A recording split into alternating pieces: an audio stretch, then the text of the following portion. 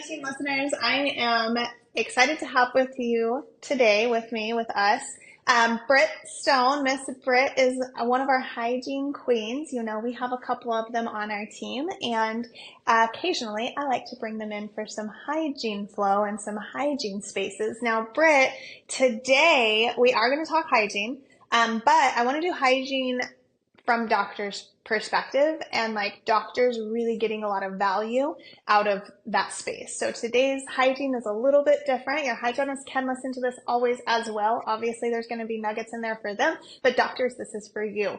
Before we jump into my hygiene, I'm so excited for this one, my hygiene stuff. Britt, how are you? You just went on vacation and it was a little chilly. I agree, because we're from Arizona. Anything under 80 degrees is a little chilly. So True. I get it. Tell me, where did you ladies go and how amazing was it? It was amazing. One, thanks for calling us hygiene queens. I think all the Yeah, hygienists welcome. out there appreciate that. So Hmm. we love it. But I went up to Washington, Seattle area, so out to Whidbey Island, so a little island out Oh, there. Yeah, took super the cold. ferry over, enjoyed it. It was great. I mean, we're all Arizona girls that went. It was like a high school crew, all my high school friends that went for a vacation once a year, and so we went out of town, enjoyed some fall, enjoyed some cooler weather since we don't get as much of that here, and had a Oh, great time. So, that's awesome. And you froze because you were like, those islands, they get really cold no matter what time of year it is. They're chilly because they're way up there. You're almost Canada in those suckers. yeah, and it's windy and it Yeah, was rainy because it's fall time, but I you're in mean, Seattle. yeah, in Seattle, yeah, which makes it nice and green, and it was That's fair. gorgeous. We saw like a bald eagle, amazing. So it was Oh, a good time. that's really cool. Well, I am excited that you got to go, and I think that's super cool. I know you guys do your once a year trip, and it's always something really, really fun, and you get to just disconnect for at least a weekend. So I was happy to see you were out there. Oh, thanks. Yeah, I love it. I love it, and I do love my hygiene queens, and I think hygiene is obviously an imperative space for dentistry, and today's topic, it's serendipitous. You know, things always happen and come up. But the other day, my partner was asking me, he said, because he's a financial advisor, so he's always thinking numbers, and he advises a few dentists, and so he's like picking my brain for things, and he's like, how much do dentists actually make off of a cleaning? Because like he'll go in for his cleaning and then come out with like all of these financial questions for me, and I'm like, I'm very smart, you know, like I'll walk you through it. Yeah, so I'm like, nothing. He's like, what do you mean? What do you mean they make nothing? And I was like, it makes nothing. Like you are not going to be profitable off of strictly recare appointments. And so I literally, like, that was my initial response was like, nothing, and like walk away. Right. And he's like, no, wait, tell me more. You're And I'm like like, mic oh, drop, all the things, and then eventually nothing. yeah. And so I was like, okay, fine. I'll break it down for you.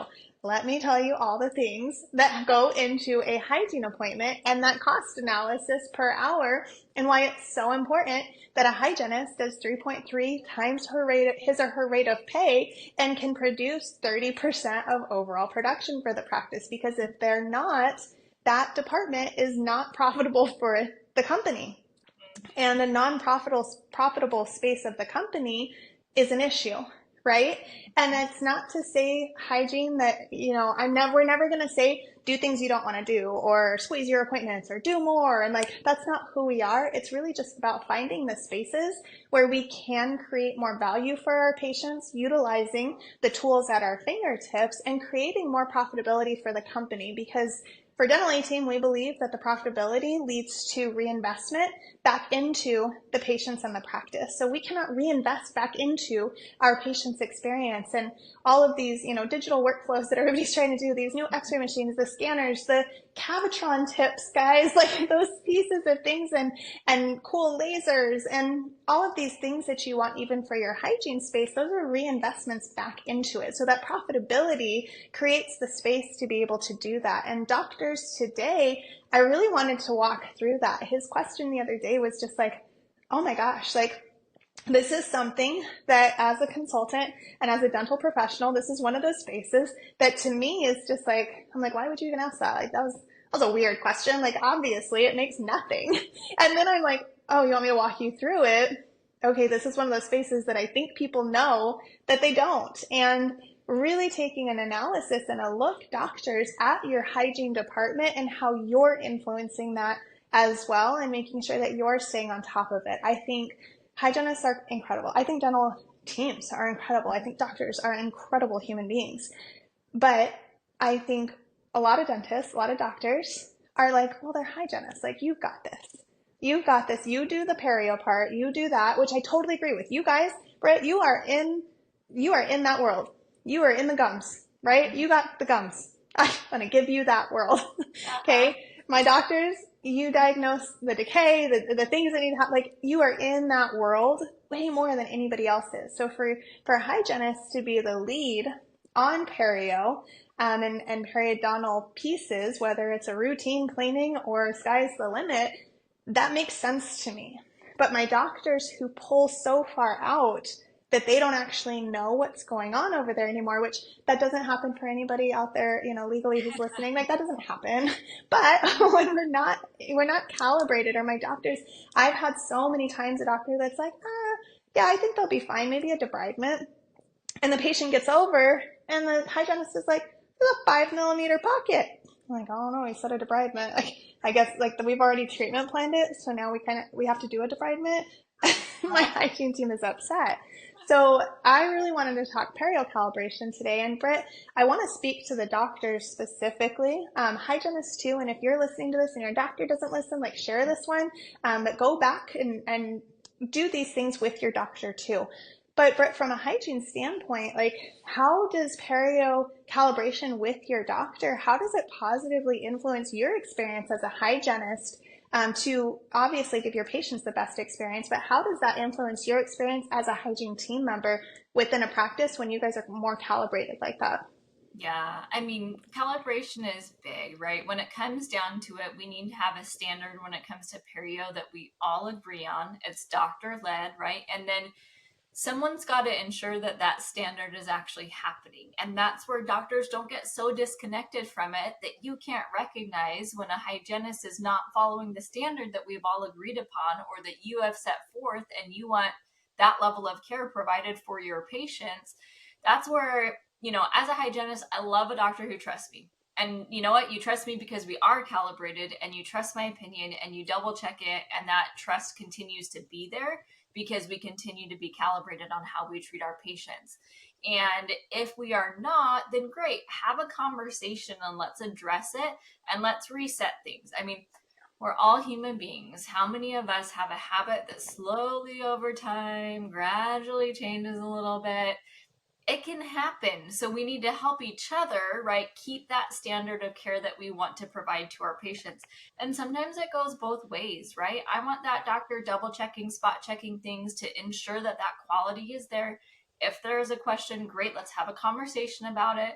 If doctor comes to me and says, hey, like, question something, then like, great, let's have a conversation about it and let's recalibrate and let's get back on track with each other and get in line, so that we ensure that the quality of care that we're providing to our patients is what we want it to be. So I think for doctors, right, anything we do, and even when we work with people on front desk items, it's like, well, how do I make sure that that's happening? Someone's got to spot check. There's got to be accountability somewhere. Clinical is where doctor needs to be strong accountability. Office manager is more strong accountability for front desk, and doctors accountable for office manager to ensure things are getting done. So there has to be checks and balances. If you just let someone go, that's how one day you realize, or you have a switch in hygienist and your new hygienist is like, what's been going on over here, huh? Like, I'm having to work real hard and I'm having to have a lot of conversations and hard conversations that are just tough for the practice all around, to have to talk to a patient about, well, this is what the hygienist did for the last 10 years. Here's what I've seen today, and we need to do something different. And those are just tough conversations to navigate. They can be done, but we don't want to get in a position where we need to do that. Totally agree. I think that calibration piece you're talking about and the accountability on top of that is huge. And I think there's a couple of, stopgaps that are put in there for that situation. And I want to implore upon all my doctors listening today that Standards and metrics are set based on everyone. Like it's a pool of people that the information is taken from that says we should be 3 to 3.3 times your rate of pay. You should be about 30% of your overall production. So these standards are set based on multiple people being looked at, right? Multiple practices. So don't forget that, because I know a lot of the pushback I get from a lot of teams, a lot of doctors, when I go in to consult them and I'm looking for these pieces is, well, you don't know my patient base. Okay. And I do have a few practices. I've got a practice out in Pennsylvania who's like right next to a university, right? So he's got a young patient base. Like, yeah, your perio is going to be a little bit lower. But it's still there. And he had a new hygienist come in and he's like, oh my gosh, my perio percentage went up. I'm like, yeah, because it's still there. It just wasn't being diagnosed before. So he fell into that situation where we were like, well, okay, fine. And I'm like, fine, it's college kids. I'm going to, hands in the air, I'm giving it to you. Fine. Totally fine. Switch out the hygiene. And she's like, no, it's perio. She's got perio blocks all over the place because it's still there somewhere. I've got an office in Utah who's similar. They're in a younger area. There's a couple of colleges in that area, right? But they've got younger families, they've got younger patients, and there isn't a lot of perio in that area, but he's still hitting like 18 to 22% with a non-perio involved area. So that 30% isn't super difficult to hit as long as the perio diagnosis is being done. So doctors, when you're listening to this and you're like, okay, but like, where does this standard come from? It comes from everywhere. It comes from everyone. This is across the country. Standard set 30%. I like it because it keeps everything in the threes. I want 3.3 times your rate of pay, and 30% of my overall production should come from hygiene. Now, if you're not seeing that, or when you do the analysis, which is super easy, you guys, I want you to go in and do this. If you don't know how to do it, we're going to tell you in a sec. If you're not doing it, I would do it every single month and watch your perio constantly, or watch your hygiene department constantly. So realistically, all you do is you take your hygiene production, so what did all of your hygienists do for the month, and divide that by the overall practice production, and that's going to give you your hygiene percentage for your practice. Most practices, when they're not looking at it, when they're not tracking things like this, and they're not truly calibrating on hygiene department items on perio, most practices are anywhere from 14 to 20% on average from what I've seen from my practices. They're on the lower spectrum because you're just not looking at it. We're just doing that hygiene mill where backwards to the beginning of this where I was like, we don't make anything. Like that's where you're at, that 14% or even 18%. Like doctors, you're working your tail off to make up that gap. So you should be covering 70% of the goal, but typically doctors are closer to like 85% of the goal. And they're like, Tiff, Britt, why am I so tired? Like, I don't want to do this anymore. I'm like, all right, let's look over here. So calibrating on those pieces is huge because you want your hygiene team to all be diagnosing it as similarly as we possibly can. You will have hygienists who have been there for a long time that aren't getting a lot of new patients. Their perio, diagnosis is going to be a little bit lower because they don't have the opportunity, and that's okay. But overall, across the board, your hygiene department should be diagnosing enough perio to be getting you to that 30%, because based on the statistics of the country, we have enough perio in, the people here, in the general populace, to account for that in every practice. So watch those numbers. But then, Britt, I think maybe speak to some more for me from hygiene perspective, how the doctor and the hygiene department really truly calibrate on those. And then like that's one space, right? The numbers is a space of accountability. Office managers can do that space real easily. Let the doctors know. And you can also watch your treatment plans. If you're not getting treatment plans for perio, like you can start digging into that. But then from an accountability point, chair side, like what is it that your expectation is for that doctor, that dentist in the chair with that hygiene department? What do you want that to look like? Yeah. When it comes to diagnosing perio, right, our hygienists do a great job in helping to evaluate things, see the big picture, and relay that information to you. You need to verify the information. I'm not saying go through and do a whole perio charting, but check some of those numbers, check those deeper areas to see, are we getting the same reading? Do I agree? Is this the diagnosis that I want to make as the doctor? Because you're the one that's making the diagnosis. And if so, awesome. If you're off a little between the two of you, then it's like, all right, maybe it's time to do a little calibration, which can even be going through, taking a team member, perio charting, seeing what we come up with. Are we pretty close with each other? Or are we way off? Do we need to go through and look at some of the clinical skills for that team member and evaluate? And sometimes it might be doctor or hygiene clinical skills, right? Like that's where it's like, all right, let's work together on it, because doctors don't do it all the time. But the more that you do it and the more that you're checking, you're going to keep your perio skills up, and you're going to keep your team calibrated and accountable on those things. And if you're not agreeing on something, hey, if it's just off a little bit, like great, go for it in front of the patient, but come back to it and know that it's something that we need to address and we need to talk about to calibrate and evaluate. And that calibration goes both ends, right? Sometimes, it's not diagnosing what's there, and sometimes it's being a little too aggressive, right? So it can be both ends that you're helping to manage and keep everybody in line. So I think doctors, if you're not spot checking, but you're making the diagnosis of perio, spot check it and know what's going on there and validate that, yep, I agree with what's going on. Totally agree. And that comes back to what makes me think of, like, no matter what, you're the only one, doctors, who can diagnose. And Mm-hmm. so if that diagnosis is off, it's not what it should be in either direction. It should have been perio and it wasn't caught, or it wasn't perio yet and it was diagnosed as perio, that falls back on you. So I want to scare you with that. Like, I want you to be afraid of allowing someone else to truly diagnose for you, right? We're diagnosing as your support team. We're diagnosing with you. We're co-diagnosing. We're saying, this is what I'm seeing.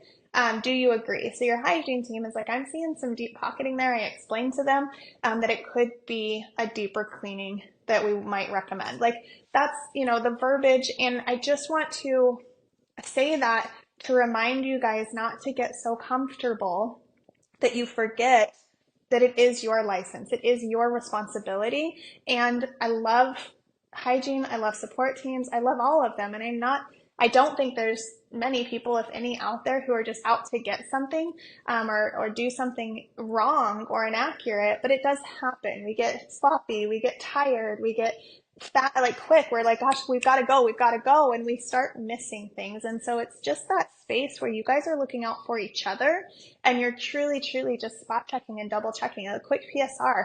But I did have a practice, Britt, as you're talking, I'm thinking of them. One, a lot of new patients right now are ending up on doctor schedules because our hygiene schedule is chock full and people are forgetting to do their new patient blocks in hygiene. So don't forget to do that. But a lot of those new patients, or I do have a lot of practices that prefer like a cosmetic approach to a new patient and a full mouth series, like scans and all of that. So they put it on doctor schedule first. That patient's got to go over to hygiene. And in a patient's experience, going over to hygiene for the correct procedure instead of going over to hygiene another day to be diagnosed to come back another day creates a way better experience. So doctors knowing too how to diagnose what your hygiene department's going to want from your chair is massive.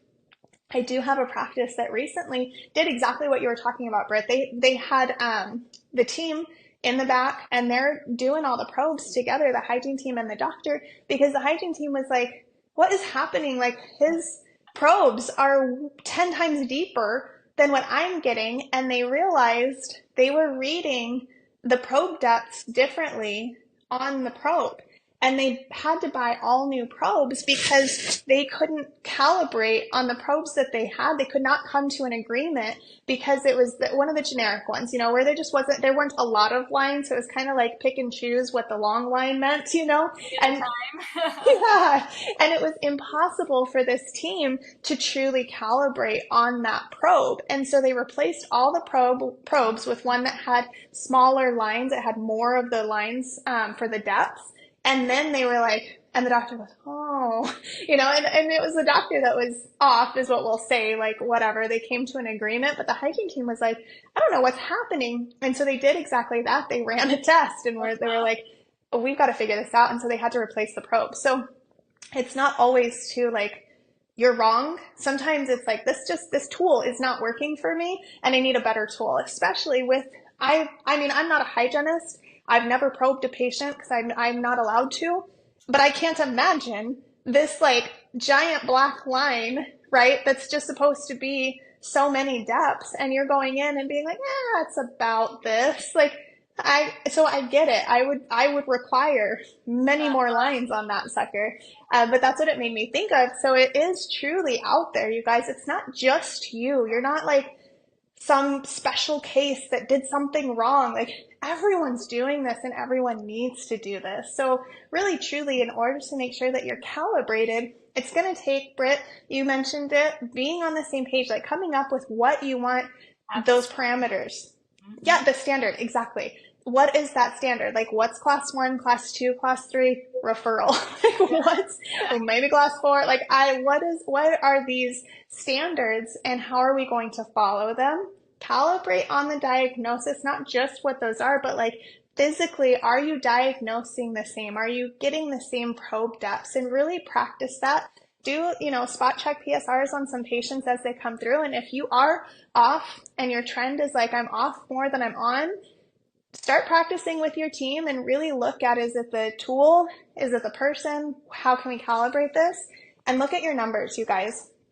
Office managers can pull these numbers. They should be looking at them, in my opinion, every month to ensure that we are reaching those percentages that we really truly want and that our hygiene department is paying for itself. And I hope your financial advisors too are thinking about that. Like, literally it pops into his head just because, he has appointments with the clients, or he goes and gets his teeth cleaned and it pops in. But I thought it was really cool because I'm like, gosh, that's just not something that I think all people think about. So I want you guys to go do those things. Find your standards. If you've set standards, go back through them again. Britt, I would say, I think once a year mandatory, and maybe even every 6 months. Yeah, I almost even say quarterly. You should be reviewing cases together, honestly, and depending on, sometimes you might need to actually like pull out team members, calibrate on actual doing like probe depths to see where you're at. And sometimes it's just pulling cases and looking at it. So at least quarterly, go through some cases to make sure you guys are calibrated. Review our Perio standards to make sure we're on the same page and that there's no questions. The more turnover you have, the more often you should be reviewing these things. But even if it's hygiene department with doctor, quarterly reviewing things, and also with that, not just Perio, you can look at some, preheating, right? Bring in some calibration on those things as well for the hygiene department are huge. And I love what you said about the Perio probes. Usually the doctors get the crappy ones, they get the old ones, and the hygiene gets the new ones. So yeah, make sure everybody's got the same tools we're working with. Yeah, that's so true. I love that. Go do those things, you guys. Go do those things. Make sure your standards are set. Review them as a team at least. I love quarterly. I would say at least quarterly. Okay. Spot check constantly. Always be comparing your probe depths to your hygiene department. Calibrate when needed. Buy new instruments when needed.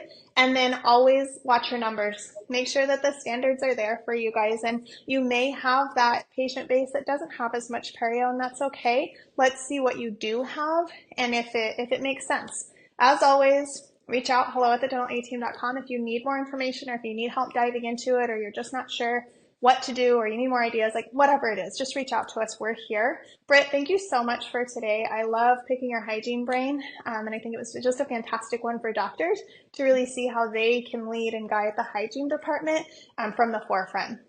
So docs, I hope you go do these things, enjoy it, love it. Let us know how much you accomplished with your hygiene department. We love hearing from you. Drop us a 5-star review below. As always, we like to know that this hit home for you. Everyone, thank you so much. Britt, thank you. We'll see y'all later.